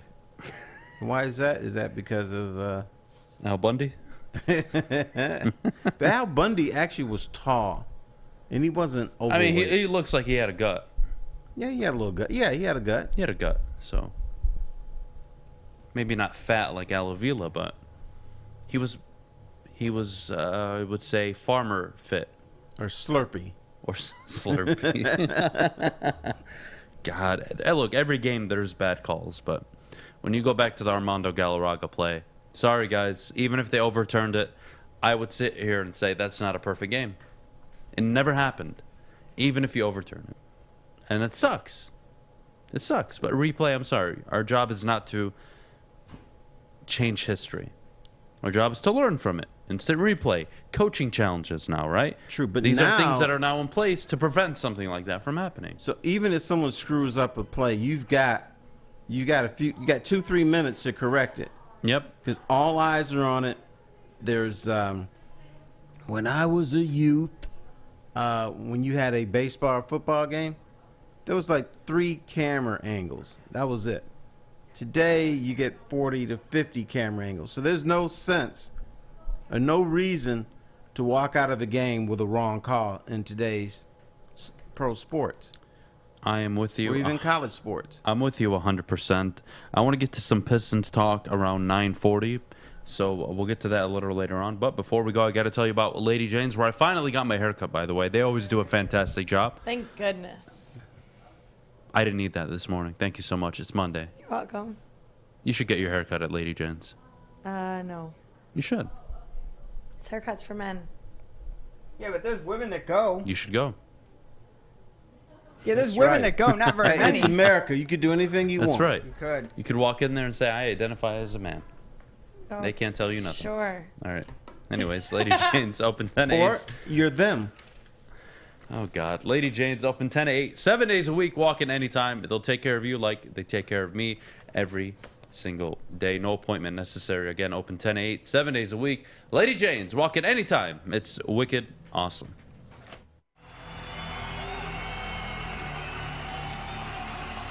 He's going deep, right side.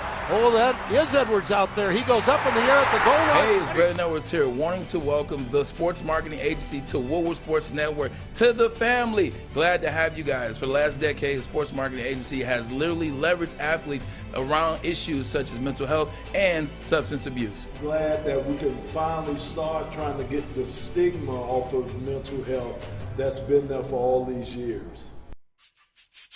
You don't have to go to the beach, man. You don't have to get your butt crack full of sand. You just need a little chili peppers, man, to get that glowing beach chili peppers tan. Woo! With 26 locations in the Metro Detroit area and more coming, Chili Peppers Tanning is where you'll find the cleanest salons in the D. Join the Pepper Club for the best deals on unlimited tanning. Head to chilipepperstanning.com. You just need a little chili peppers, man. We are the network for Detroit by Detroiters. Welcome to the Woodward Sports Network. OddsTrader. OddsTrader.com is the #1 site for all of your game day bets. Head to their website for the best price on every game and sign up offers from multiple sports books. For play-by-play updates, live scores, and bet tracking, you can download their app from the App Store today. OddsTrader.com. Head on over. All right, we're back here on the Morning Woodward Show, Terry. Brohammer. We're going to change it up a little bit. Okay. Walk me through your mindset right now and the question you're posing this morning. My mindset is this. We're in a bad way now as far as mass shootings are concerned. We've always had them in America, but now it seems like it's an epidemic. We are averaging 11 per week. Last week, we had mass shootings where 19 people were killed, 71 people injured in a span of 4 days. over the weekend we had mass shootings, which is defined There as was one in 4 Michigan. No, we had 3 in Michigan. Or 3 in Michigan. That's One what it was in Grand Rapids, Yeah. 1 in Bay City, and one was in Ecorse. So, so we're having all these mass shootings, and but maybe this is wrong. I don't think about it day in and day out because I keep hearing that, you have to worry about going to the grocery store, you have to worry about going to school, you have to worry about going to Walmart or whatever. But I just don't think about it. I don't worry about going to the grocery store. I don't worry about walking into an office setting. I just don't think it's going to happen. Now, I could be completely wrong, obviously, on something like that, but I don't think it hasn't. It's affected my life from the standpoint that we knew people who were a part of the Oxford High School shooting. My kids have cousins that go to school there. So, yeah, it affected our family as far as there was fear in my family because of that shooting. But it's just something that I don't think about when I go out in public. I don't think about, hey, you know what? I'm here at Meyer. Somebody could shoot this place up. It's just not ingrained in me. I don't live that way. I don't think people typically live in fear. 10 mass shootings in the last 2 days is not a good thing. Look, man, if there was an answer or if there was a solution that I knew of, I would have told you it by now, and I'd be running for office. I don't have a solution. I got the one for the schools. You got the one for the schools. I think this is a multi-layered issue. There's not just we do this and they stop. That's not how this works. Having said that, yeah, look, me personally, I live my life as freely and open as I can. If I'm gonna die today, fuck it, no problem. I don't live my life in a state of fear or a state of what ifs or anything like that. I'm gonna go to Kroger, I'll go to Target, I'll go to Grand Rapids. Doesn't matter. If it happens, it happens. Like, that's out of my control. Control what I can control, which is what I do every day, and that's it. I don't think about it. You ever have a gun pulled on you? No. I did as a kid. Really? My friend and I, Big Mac, were walking home from school, and we took a different way home. And there was this kid, he was playing with a gun. We didn't see him playing with the gun, but he was playing with it on his porch. And he saw us and said, he acted like we didn't have the right to walk on his street. So he called us a couple names and said, come over here. So as soon as I saw that gun, total fear. I'm like, oh, shoot. Because first of all, this dude was a nutbag. You could tell he didn't care. He didn't care what he did. So he's just holding the gun around, pointing it at us, calling us sissies and punks and bitches and stuff like that. And guess what? At the time, I felt like a sissy and a bitch. I would have done anything. Yeah. So finally, he said, you two MFs can go ahead. So we're walking away from this dude, and I swear the gun was pointed right here in the back of my head. And finally, I turned around. He put it away, but it felt like he had it on us. So I felt fear the entire way until we got behind a tree, and then we were able to kind of sneak away. Yeah, look, I mean, there's people that carry, of course. Look, there's a lot of ways to eliminate fear, but at the end of the day, this is a very tricky situation. I think people have more power than they think. I don't have the solution, Terry. I don't. People can point to mental health. People can point to guns. Point to whatever you want. The truth is, there is a problem. Whether or not we're going to do little things to decrease the chances. For example, if I told you that, let's say one of these laws they're trying to pass gets passed, and it takes the percentage from there's a 3% chance of it happening to 1.7. Would you take that? I'd take it. I think that's like what we need to focus on. Can we do things to prevent these things from happening? And if you can, great. If you can't, you can't. But there is a problem. So I'm a gun owner, so I don't think like I have the answer. I really don't. someone that has multiple guns. I don't have the answer. I'm not showing up to Woodward anytime soon strapped and loaded. I don't have an issue, but there are people with issues. I really don't know how I can add solutions to a conversation that is beyond my level of expertise. I just don't. It's not new, because when we used to play basketball on the playground, the dude got into an argument, and he left and said, "I'll be back." You knew to get the hell out of there. You knew to go home, because he was coming back with a gun. And I was never part of somebody blowing up the playground, but I did see a dude come back a couple times with guns, and you don't want to be a part of that.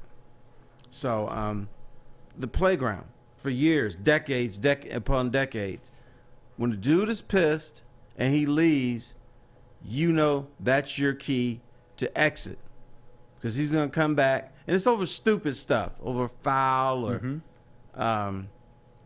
a disputed basket.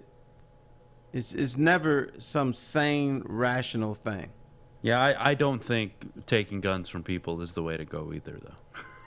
Not because the government's going to take over the world. Like, if they wanted to, they could do it so easily. But that's not going to happen. I don't think taking guns away from people is the solution either, Terry. So I don't have a solution. I really don't. I don't know how you make it stop. What about assault rifles? Yeah, look, I mean,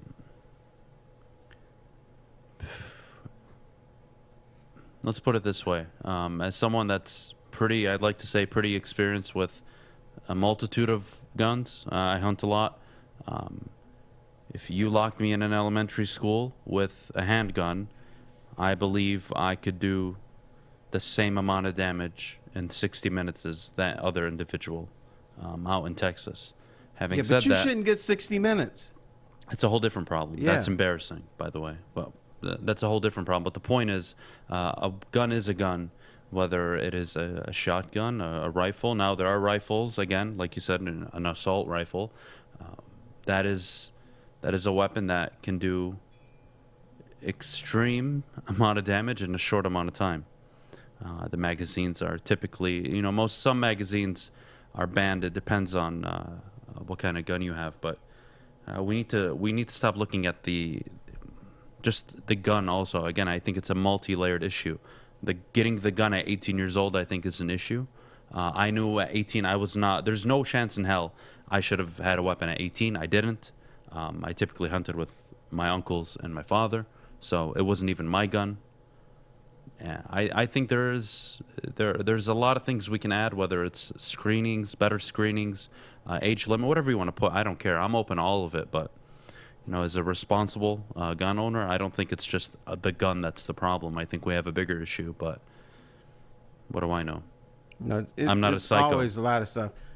I keep hearing mental health. Here's what I don't hear enough of: evil. Yeah, you evil have to people. be evil 100%. just to do something like that. If I was evil, yeah, that would be a problem. And I can't imagine what it's like to think it's normal, or like, yeah, you know what, today's the day. I'm going to shoot my grandma in the face, and I'm going to go shoot some elementary kids. That's not normal. That's evil.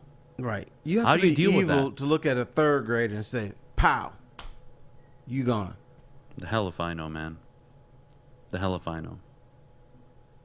I think, again, parents can do a better job of raising their kids, but that's not going to stop it either.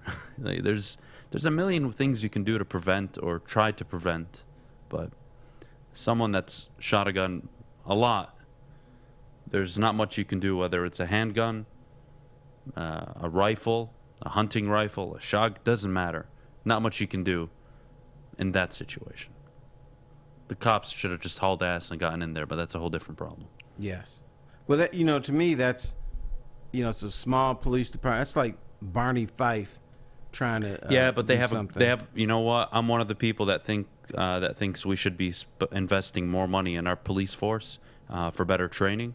But that's a perfect example. But they have no excuses. They have one of the largest budgets in their surrounding area. They have a significantly large budget for their police task force. And the only fact have that 6 they're not officers. trained for it, or they weren't trained for it, or they weren't prepared to make the right decisions that day.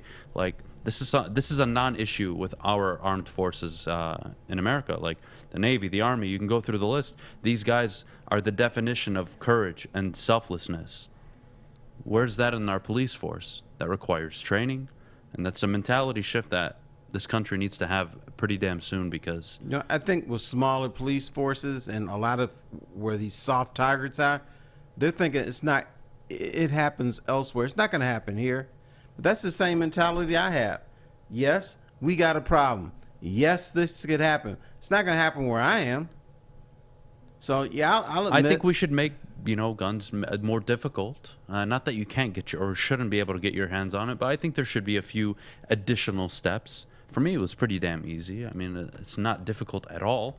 But at the end of the day, I'm a normal person, so what the hell do I know about being a psycho that's going to kill people? But, we'll take a quick break. When we get back, Terry, I do have a question for you.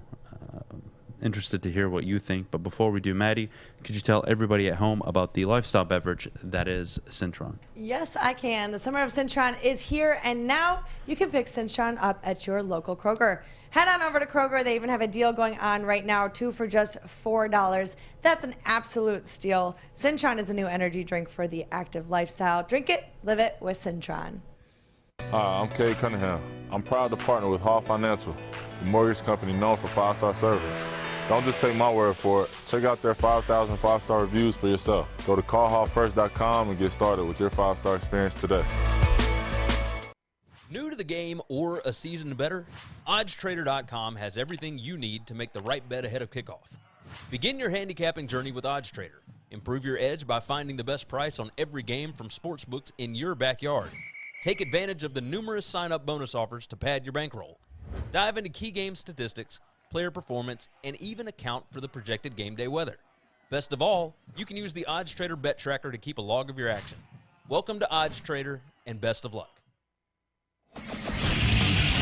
Get a shot up. This is for the win. All of Detroit's sports teams live on Woodward. All of Detroit's sports coverage lives on Woodward Sports. Driving the best in Detroit sports coverage. All right, odds. The odds that I'm going to be downtown are pretty high this summer. I'm going to enjoy myself. Bedrock Detroit, open all summer long from Memorial Day to Labor Day. There will be basketball, roller skating, mini golf, art installations, live music, and food trucks.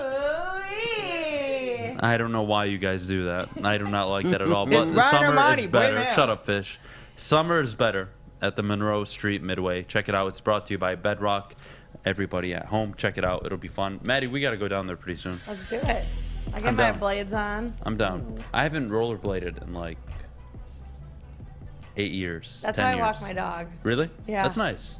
Because she's like got way too much energy, so I just strap on the rollerblades and she just runs. Hell and she yeah. pulls me. Away you go. And you don't fall? No.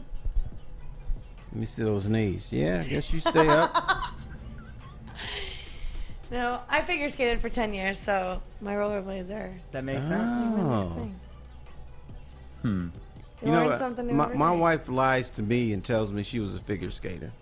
How do you know she wasn't? That's why I have a fake tooth. Well, why don't you just call her out on her BS and take her downtown? To figure skate? Yeah. She doesn't like going downtown. I'll make her go. Take her to a private skating arena. Go to any skate rink. And She said she could do at least not the triple things, Like but the the double? Yeah, the doubles. Yeah, like now or like back in her prime? Back in her prime. She can't do it now. Okay. I have a better shot doing it than she would right now. Wow. Yeah, I would call her out on her BS. We know you would. Yeah, but I would drag my wife down to the skating rink. Okay. Buy her wasn't sure where skates you were going and tell her, with show that. me. Prove it. You would 1,000% would. 100%. I mean, one time when I first met my wife, I used to do this 24/7 event. It was with the University of Michigan Dearborn, and they used to host like this 24/7 all-night sports event where you'd play soccer, basketball, volleyball, That sounds football, fun. you name it. Thanks It for was like- inviting me. Shut up, fish. It was at this indoor one of those sports complexes. Okay. And long story short, she's like, yeah, I play soccer. It's like when we first met. I'm like, bet, you're on her soccer team. She could not play. Ouch. Oh, no. Yeah, I mean, she was okay, but, the guys we played with were just like... Why do women tell us they could do something and they can't? We don't care. Yeah, I don't don't care know. if you're not an athlete. What's the definition of playing? Because she probably could play soccer. You might have thought she was like one of the how about best. being on a travel team or being on your high school team? Okay. Not everybody can be MVP of their dodgeball team like me, but... And flag football team. Shout out to the Slump Dodge We're Millionaires. slacking here at the And company. hurling. We need to set up a few events for I know. for the staff. I'm really We've been like talking missing about it all for of my 10 years. activities Then that get I it did. going. Okay, why is it on me? Every time I bring it up, somebody's like, "Oh yeah, we're already like doing that," and then nothing freaking happens. Well, that's You bring it up to idiots, that's why. Yeah. well, that's everybody that works here. No, your job is to make it happen. Coordinate, find the event, set it up. My job. Your job. Wow. You help run the company. Yes, it's your job, dummy. You know what Maddie pulled on me, Jesus, and I she's acting like wasn't she's an even mad intern over about here. it, and I What did should I be say? mad. She pulled the "I'm washing my hair tonight" routine on me How do you because a couple weeks ago I said Bourbon I found this Friday? new place for Bourbon Friday, and Maddie said, "Yes, let's go." Yeah, and she's doing like this. I'm like, all right, I'm gonna get to have some bourbon with Maddie. No. And then she's like, "Oh, damn it! I work Friday nights. I work every Friday night." The hell with you. It ain't happening, brother. Not only is it not happening this week, but it's never gonna happen. I work every Friday and every Saturday night. Then why did you go? Yeah, let's do it. Let's do it. Oh, Because sometimes I forget. you forgot that you work I do. I forget every all Friday. the And time. say, okay, all right. And Why I'm not don't you- upset. Why don't you put a reminder on your calendar? Well, I mean, like I shouldn't really need a reminder when I work. But if every you Friday. do something maybe you every do. I don't know. week, you should know. Yeah. Well, I get all excited. I'm like, oh, maybe we can go like earlier in the day, and then I can work later. But I was willing to go for lunchtime. well, There we go. I have to be here. Right after 103 Club. Oh, that's right, the 103 Club. Mm-hmm. You ever done that? No.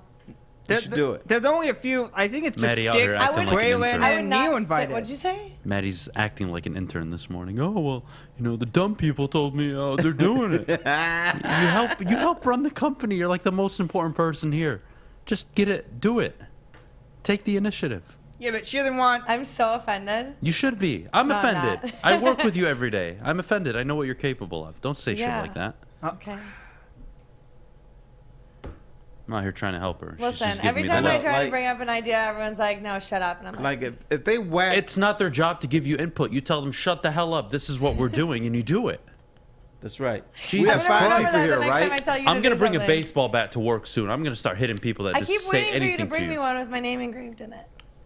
Yeah, where's mine? I've been waiting for that too for like a year and a half. What, to get hit by the baseball bat? Or No, I want one for myself so that I can whip these mother effers in shape. Here, you want one?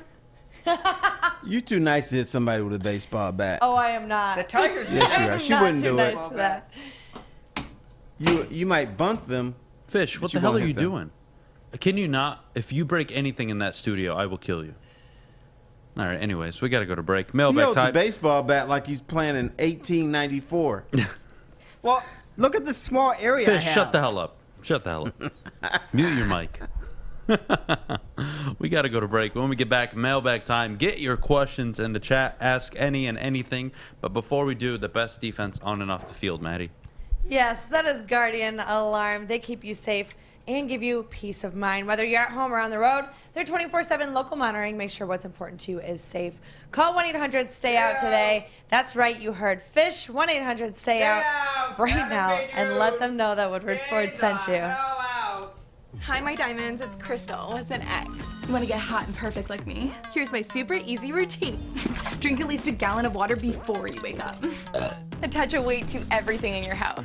Sell your car and just sprint everywhere. Scream when you exhale. Don't follow Crystal with an X. Do your own thing at Planet Fitness with tons of equipment and free fitness training in our clean and spacious clubs. Join now for just $10 a month and cancel anytime. It's a great day to get some sunshine in your life. Okay. There it is. Centron, here we go. Gotta grab your cranberry. Oh, wait, it's 2 for $4. Gotta double up with the classic as well. Centron World, baby. Centron, available at select Krogers, and if you wanna know how, go to @CentronWorld.com. You get dope like me. You know what? Why wait?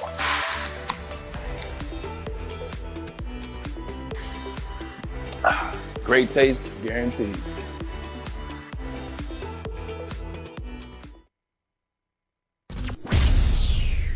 Detroit sports by Detroiters and for Detroiters. This is Detroit Sports Network. This is Woodward Sports. When you need apparel, there is only one place to go, and that's Big Frog in Novi. With no setup fees, no artwork fees, no minimum, and a 24-hour turnaround time, you can have your whole team outfitted in no time. Embroidery, direct-to-garment, vinyl, and screen printing, Big Frog has the styles you want. Visit bigfrog.com/Novi or call 844-BIG-FROG today. All right, first question of the day on Mailbag. Would you like the idea of the Pistons trading for Donovan Mitchell? I would like the idea. Could you get him, though? That's a tricky one. What I would say is I'd be willing to move off the number 5 pick, Jeremy Grant, Sadiq Bey, and anyone else they want for Donovan Mitchell. I'd be willing to give up Bey, the number 5 pick, and Killian Hayes for Donovan Mitchell. You want to hear a conversation I had with this guy was a huge Pistons fan. This is when Luke Kennard was playing. Okay. He told me, because I was talking about, I've been railing on this, how come the Pistons didn't draft Donovan Mitchell when he came into the Palace and showed out? And this guy told me that Donovan Mitchell and Luke Kennard, there was really little difference in the two. I said, dude, stop it. I'm sorry. I don't mean to sound like super ignorant, but one's white. Oh, that's right. Tell me the last time a white dude in the lottery worked out. What, Kevin Love? Luka doesn't count. Just saying. Luke Kennard. How ignorant are we? Did we not learn from J.J. Redick? No, we did not. God damn it. J.J. Redick Donovan Mitchell can jump out the gym, mid-range, three-point game, can get to the basket. Luke Kennard. Oh, he's a good shooter. Yeah, there's this much difference. Well, he does have a little bit of white boy wiggle. You're so nice, Terry. He does. Oh, God. All right, what next? other questions do we have? Would you agree it's time for Hawk, Swift, and even Decker to show this new staff that they can be good at a consistent level this year? If not, are they gone? Of course, there comes a point in every NFL players where you either have to show the management that you can play or that you're worth the money that you're going to be asking for. And I think all of them are in that position. For instance, Hawkinson, would you pay this man $30 million over 3 years? Now I would say no, but if he can produce a little bit, maybe the Lions may be thinking, we're going to have to sign this guy. Yeah. So, Broncos just sold for $4.5 billion to the founder of Walmart, Mr. Walton. $4.5 billion. The largest sale of any sports franchise, I believe. $4.5 billion. That's insane. That's crazy. What would the Lions have to go for them to sell? $1. No. What? Okay. What are the Lions worth? What, 1.8 billion maybe? I thought they got up to $2 billion. It might be 1.8, but I thought they finally 2.4 billion. 2.4. Yeah, I knew it was something. So you would have to buy them for roughly 4.2, 4.3 billion. You'd have to almost double to get that team to sell. The Broncos were looking to sell. It's a little different. Imagine buying a team that doesn't want to sell. You'd have to fork up more than you'd probably want. I think maybe even 5 billion. Yeah, because they know they're going to get paid. 100%. Let's see. Hawk isn't going anywhere unless he wants to leave. Can we call this the morning friend zone show? We will work on that for sure. It's only turning into that. No. Well, Maddie, we have by the one way, person that fighting Friday, it. she agreed with me, Okay. and she didn't want to Put admit it in reverse real quick. Well, no. You did, because we sat and talked about it after. We talked about it for a while. And she ended up agreeing with me. So And I she's think got she a higher understands now. profile in the city because of that. Well, and what did I say? I said, am I really that naive? You are. my exact words. Adam and Terry, true or false? Maddie puts this Jake guy in the friend zone after tonight's date. Fish, what do you like in a woman? In a woman. Spell it with an A next time, guys. Anyways, first of all, I think she doesn't put him in the friend zone because he's not showing up. Terry? That's mean. I'm joking. so nervous that that's actually going to happen. Just text me but if he it's doesn't show up. I'll show up. If he's wearing khakis from Walmart, she will. I don't know what the dude looks like or anything. Fish, what do you like in a girl? I don't Darren know. said you like ass. Wow. People are just fine. People are a bunch of idiots. So do you like big butt? What kind of women do you like, buddy? I don't know. What are traits you look for? What are traits you look for? He says happy. Happy. All right. Good personality. Good person. All right. What else? Well, I don't want anyone that yells at me all the time. So the opposite of Adam. What's the first thing you look for in a girl?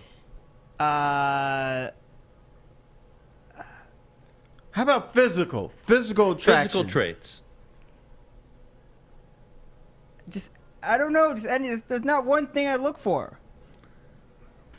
You're so wholesome, Ah, Fish. God damn it, Fish, you're too innocent. So Minnie Pearl could walk up to you and she's got a chance. Of course, you don't know who Minnie Pearl is. Or just Pearl from SpongeBob. I mean, Right. Maybe. He would date a whale. It's Fish. Fish would 100% date a whale. I have no comment on this one. You know what? I have seen little guys like Fish out with big girls. What's the attraction for a little skinny, little puny little guy like you going out with a big girl? I mean, if they have the right personality, I guess they'll date anyone. Screw that. Come on, dude. What do you like about big girls? Fish, you're disappointing me as somebody that, takes credit for raising you. I've raised you wrong. Come on, Fish. What? What am I supposed to say? Don't date hippos? I don't know. No, that's not what I'm. Just No, a we just physical want to trait. know what you like. Do you like a petite Well, girl? he says he likes girls that are happy, so a maybe thick he girl? likes smiles. Physical trait. Yeah, I so don't give a smile. shit about the personality. What else, Fish? Physical trait. What's one thing you like in a girl? Can she be taller than you? Can she be tall, Yeah, short? that's fine. Do you like blondes or brunettes? Fish, you're making this difficult. What? Because I don't have one. I don't know what I like yet. That's allowed. Just anyone. Oh, he hasn't dated yet. Have you dated anybody yet? Hell no. You see me? Fisher, I'm gonna set you up on a blind date. Would you go on one? Hell no. Why? I don't trust. No. Now wait a minute. Well, I'm not gonna hook you up with some weirdo. Relax. Whoa. I have good taste. Don't tell him to relax. I will Relax. find you. I will don't do find you a that. good woman for that I fits. want to find it myself. Well, then start looking, jackass. Hey, everyone's timelines are different. Yeah. You have to be looking. You have to Why? you have to have your hook in the water if you want to catch a fish. Been there, done that. Maddie, no one's talking to you. Exactly. We're talking to fish. All right, what other questions do we have in the chat? Oh my Fish is not a God. dater yet. No, he's not. Let's see. Adam, Terry, Ryan on the bottom line thinks the Lions are gonna get 10 wins. And what Packers do you think? get 7. All right. First of all, Ryan is howdy doody. Ryan every year, Lions are gonna be great. Come on, guys. Why are you so negative? I'm sick of him. No, they're not Good. gonna win 10 games. They'll win 7, maybe 8. But I think it's not crazy to say they're going to win No, 10. you contradict yourself. No. Listen to what you How? said. You said It wouldn't surprise me. No. At the most, you said the Lions could win a 7-8 games. I see them at most winning 7-8 games. But it wouldn't surprise No, it me wouldn't. No, it to win- wouldn't. so One, given then, the schedule. At most, We they could win clarified this 10 on games. Friday, though. We clarified this on Friday, to be fair, though. That's, again, not what I'm saying, but that's fine. Are they going to win 10 We'll games? leave it. Don't No, give me I that. have them well, winning. they No. could. Be No, a man and tell me. I Are they told going to you. win 10 I games? told you the whole time, 7-8. Okay. And I haven't moved from it. But if you told me right now that they end up winning 10 games at the end of the season, I wouldn't sit here and be like, how the hell did they do that? I You wouldn't know be what you are? surprised. Have you ever seen a fish, when people go fishing, they pull the fish out of the water and they put the fish on the ground? You know what that fish does? It flaps? It flaps. You're a flapper. No, you're setting flapper. You're setting yourself up. The Lions can win anywhere from 7 to 10 games. No. At the end of the season, Adam's going to say, I was right. I told you. Wouldn't. I would say at the end of the year, I'm telling you, 7-8. If they win more than that, I would sit here and tell you they did a damn good job. And it surprised, it surprised me. It didn't surprise me. That's this all. has been wonderful. Not that I was right and I Thanks for said it was coming. 10 wins. I don't give a crap. He's going to say, I was right. Jesus I know Christ, the Terry, NFL. you take me for a fool. I'm disappointed. Anyways, we got to wrap have up. a great day. Everybody have a great day. Thanks for Enjoy the rest of your watching. Monday. Smash that like button. And wake let's up all, angry tomorrow. Let's all start looking for a girl for fish, please. Thank you so much. And give a like over here to Flopper over here. Oh my God.